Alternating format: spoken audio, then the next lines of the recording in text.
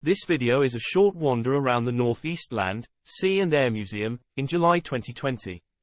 The museum was originally located on the edge of the former RAF Usworth, which later became Sunderland Airport. When the airport closed in 1983, the museum moved a few hundred yards to the wartime accommodation site.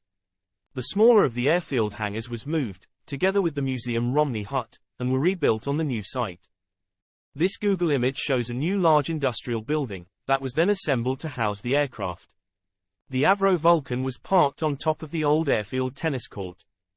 This visit was made in July 2020, during the easing of restrictions in the middle of the pandemic. Over the winter and spring, the museum members took the opportunity to completely reorganize the main hangar. Originally, most of the aircraft were parked in the center of the building, with a walkway around the outside. The new layout placed the aircraft along the walls of the hangar, with a wider walkway down the center of the building. Lots of unconnected items, which were cluttering the display, were also removed and put into storage. We start in the main hangar, with the avroanson CE-19, and short 330. Hidden behind the 330 is the cockpit of a de Havilland Comet. Tucked in under the 330 wing is the cockpit of a Jetstream, and next to that is a Republic F-84 Thunderstreak. The camera pans briefly to the Englishelectriclightning, on the other side of the hangar, before moving down to the F-86D Sabre. Opposite to the F-84 is the Lightning, followed by the Hawkerhunter. After the Hunter, is the dehavillandvampire T-11, and beyond that, the Gloucester Meteor F-8. As the camera continues to pan, we see the FMA Pucara. A 522 is a Falklands War veteran, still with bullet holes in the airframe.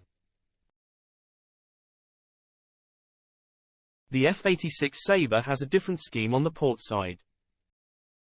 Tucked in behind the Pucara, is a full-size replica of a Spitfire Mark V, and a replica of a World War I Moran Saulnier Type N.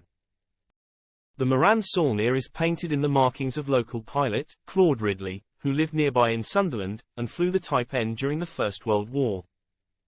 The aircraft features a 3D printed rotary engine. Squeezed in next to the Meteor, are a Vickers aircraft tractor, a Brown home-built helicopter, and I think, a Benson B-7 gyroglider. To make space for rearranging the hangar, two airframes moved on to new homes. They were a Dassault Mystère 4, and a Lockheed T-33 Shooting Star. Opposite to the main hangar, is the old hangar that was moved from Sunderland Airport. This is the restoration hangar, but sometimes has exhibits on display at the front. This Tornado was displayed here a couple of years later. Next to that hangar is the Navy Romney Hut. On the right side, there is a large-scale ship model. To the back of the hangar is a de Havilland Sea Venom. On the left side of this hangar, there is a Westland Whirlwind helicopter, which was being restored. While there are four main display buildings, several exhibits are displayed outdoors. The largest of these is avrovulcan B2, XL319. The Vulcan flew into Sunderland Airport in January 1983, and is seen here on the day it arrived. It was parked on the far side of the airfield for a while, until towed to a location near the control tower. When the museum moved sites, the Vulcan was towed to its current location. The next two large aircraft are the English Electric Canberra TT-18, and the de Havilland Hawker Siddeley Trident 1C airliner.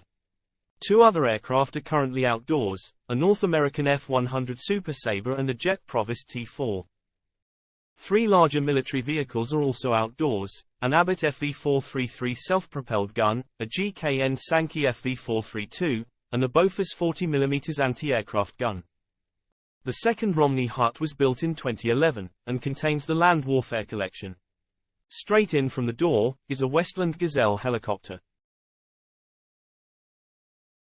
There are various military vehicles down each side, and across the end.